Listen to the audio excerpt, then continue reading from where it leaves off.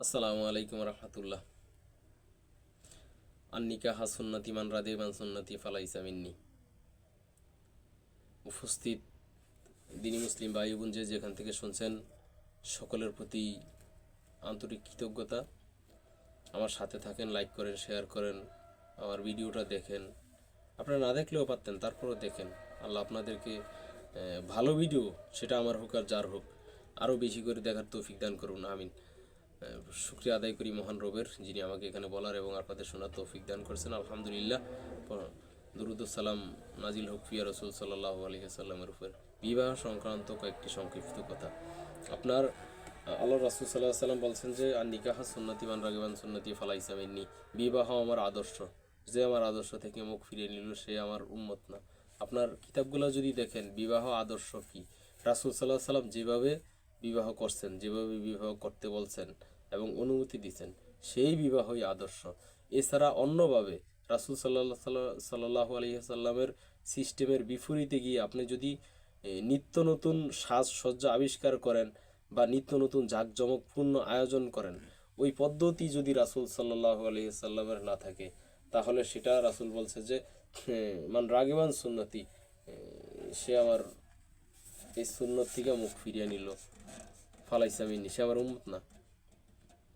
যে আদর্শ থেকে মুখ ফিরিয়ে নিল। রাসূল সাল্লাল্লাহু আলাইহি সাল্লাম কীভাবে বিবাহের আদেশ দিয়েছেন, রাসূল সাল্লাল্লাহু আলাইহি সাল্লাম বললেন যে লা নিকাহা ইল্লা বিওয়ালিয়িন, বিবাহ হয় না অভিভাবক ছাড়া। লা নিকাহা ইল্লা বিশাহিদাইনি, বিবাহ হয় না দুজন সাক্ষী ছাড়া। তার মানে অভিভাবক থাকতে হবে, পিতা থাকতে হবে বিবাহের মধ্যে, আর দুজন সাক্ষী থাকতে হবে। সাক্ষী কে থাকবে? মেয়ের পিতা যাকে সাক্ষী মনে করে সেই সাক্ষী, সে পুরুষ হোক নারী, সমস্যা নেই, তবে পুরুষদের ক্ষেত্রে অগ্রাধিকার আছে সাক্ষী।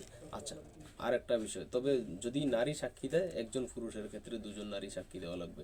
নারী সাক্ষী দিবে কখন? যখন আর কোনো পুরুষ সাক্ষী দেওয়ার মতো নাই। যখন সাক্ষী দেওয়ার মতো পুরুষ আছে, তখন নারীর সাক্ষী অগ্রহণযোগ্য, এটা চলবে না, বাদ। আর যখন নারী সাক্ষ্য দিবে, তখন পুরুষ না থাকা অবস্থায় সাক্ষ্য দিতে হবে। পুরুষ না থাকলে নারী সাক্ষ্য দিতে পারবে, একজনের পরিবর্তে দুজন। তার মানে দুজন পুরুষ যদি না থাকে, চারজন নারী সাক্ষ্য দিবে। তবে অভিভাবক থাকাই লাগবে, মেয়ের বাবা, মেয়ের ভাই, এগুলো থাকাই লাগবে। আসেন এবার দ্বিতীয় কথা। আল্লাহ রাসূল সাল্লাল্লাহু আলাইহি সাল্লাম বিবাহের মধ্যে গান বাজনা করেন নাই। আপনি যে বিবাহ চালাইলেন, এটা রাসূলের বিবাহ হয় নাই। রাসূল সাল্লাল্লাহু আলাইহি সাল্লামের আদর্শের যে বিবাহ, রাসূল সাল্লাল্লাহু আলাইহি সাল্লামের উম্মতের আদর্শিক যে বিবাহ, সেটা হয় নাই। সাহাবাই কেরামদের আদর্শিক যে সুন্নাহ, ওই সুন্নাহের মধ্যে বিবাহটা হয় নাই। তাহলে কি হয়েছে? যেমন আমি মশারি তৈরি করি, এটা মশারির কারখানা। আপনি দা কাস্তে তৈরি করেন, ওইটার কারখানা। আরেকজনে অ্যালুমিনিয়াম তৈরি করে, সেটা অ্যালুমিনিয়ামের কারখানা। আরেকজনে প্লাস্টিক তৈরি করে, জগ বদনা তৈরি করে, সেটার কারখানা। এই যে লোক বিবাহের নামে এই কাজ করলো, গান বাজনা করলো, এই যে বিবাহের নামে এই লোক ছেলের বাড়িতে, মেয়েদের পক্ষ থেকে ছেলের বাড়িতে হলুদ মাখতে গেল, ছেলেদের পক্ষ থেকে হলুদ মাখতে গেল মেয়েদের বাড়িতে, এটা যে করলো, এটা রাসূল সাল্লাল্লাহু আলাইহি ওয়াসাল্লামের সুন্নাহকে বিসর্জন দিল। তাহলে কি হইল? আমার মশারির কারখানা, আরেকজনের লেপ তোশকের কারখানা, আরেকজনের কম্বলের কারখানা, আর এটা হইল জারজ সন্তানের কারখানা। যে বিবাহতে গান বাজনা বাজানো হইল, এটা আর বিবাহ হয় নাই। এটা রাসূল সাল্লাল্লাহু আলাইহি সাল্লামের আদর্শকে বিদ্যাঙ্গুলি প্রদর্শন করা হয়েছে, এটা জারজ সন্তানের কারখানা হয়েছে। আপনি জারজ সন্তানের কারখানা করতেই পারেন, এটা কোনো সমস্যা না। আজকে আপনার ক্ষমতা আছে, আপনার নির্লজ্জতা আছে, আপনার বেহায়াপনার বোধ আছে, এগুলো নিয়ে আপনি জারজ সন্তানের একটা কারখানা তৈরি করলেন। আমি গ্যারান্টি দিয়ে বললাম, যে বিবাহতে বাদ্যযন্ত্র বাজানো হয়, ওই বিবাহ হয় না। এমন কোনো আলেম নাই ফতুয়া দিতে পারবে যে ওই বিবাহ হয়েছে। শুধু এক ধরনের আলেম ফতুয়া দিতে পারবে। কোন ধরনের? কুত্তার মতো আলেম, যারা জিহ্বা বের করে রাখে ওখানে খাওয়ার জন্য। সে জানে আমাকে ওখানে দাওয়াত দিবে, এটা যদি হারাম বলি তাইলে এই বিবাহের খাবারটাও হারাম হয়ে যাবে। সে শুধু নিজের খাবারের হালালের বৈধতা রাখার জন্য বলবে যে ওই বিবাহ হয়েছে, নতুবা ওই বিবাহ হয় না। রাসূল সাল্লাল্লাহু আলাইহি সাল্লাম এবং সাহাবাই কেরাম, রাসূল সাল্লাল্লাহু আলাইহি সাল্লাম আদর্শ এবং সাহাবাই কেরাম আদর্শের মধ্যে বিবাহে গান বাজনা ছিল না। বিবাহে ছেলের বাড়িতে থেকে মেয়ের বাড়িতে গায়ে হলুদ মাখতে যাওয়া হয় নাই। বিবাহের মধ্যে গায়ে হলুদের শাড়ি পরানো হয় নাই। পুরা গ্রুপ মিলে গায়ে হলুদের পাঞ্জাবি পরবেন, এগুলো সবই নিত্য নতুন বৈমত্তিক ভেজাল বিদাতি আবিষ্কার। সুতরাং এই আবিষ্কার থেকে বের হয়ে আসতেই হবে। আপনি জারজ সন্তানের কারখানা খুলছেন, এটারে বিবাহ বলার দুঃসাহস করবেন না। এটা আপনার জারজ সন্তানের কারখানা। যেহেতু বিবাহে গান বাজনা বাজাইছেন, যেহেতু ছেলের পক্ষ থেকে মেয়েদের বাড়িতে হলুদ মাখতে গেছেন, যেহেতু মেয়েদের পক্ষ থেকে হলুদ মাখতে ছেলেদের বাড়িতে আসছেন, এই সবই নিত্য নতুন জারজ সন্তান উৎপাদনের কারখানার সরঞ্জাম মাত্র। আপনি এই যে পাঞ্জাবি পরছেন, এক রঙের পাঞ্জাবি গায়ে হলুদের জন্য, এগুলা জারজ সন্তান উৎপাদনের বৈধতা দেওয়ার নামান্তর মাত্র। এই যে মেয়েদেরকে এক রঙের শাড়ি পরাইছেন হলুদ কালার, এগুলা জারজ সন্তান উৎপাদনের সমস্ত সরঞ্জাম মাত্র, আর কিছু না।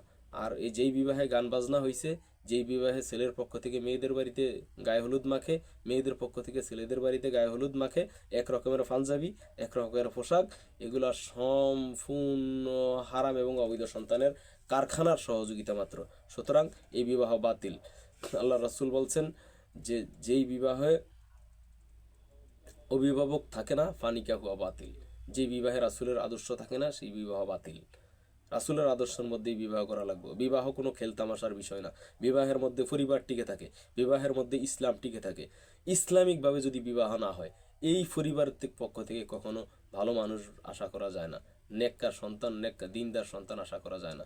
আপনি যেহেতু অবৈধ সন্তানের কারখানা খুলছেন, আপনার সন্তান ডাবল অবৈধ সন্তানের কারখানা খুলব। আপনি যেহেতু বিবাহ নামে ধর্মের সাথে পায়তারা করে অবৈধ জারজ সন্তানের কারখানা খুললেন, আপনার সন্তানরা বিবাহের পায়তারা ছাড়াই আগের থেকে জারজ সন্তানের কারখানা খুলবে। আমি চাই এটাই হোক, এবং পরকালে আপনার সাজা শাস্তি হোক, আপনি জাহান্নামে যান।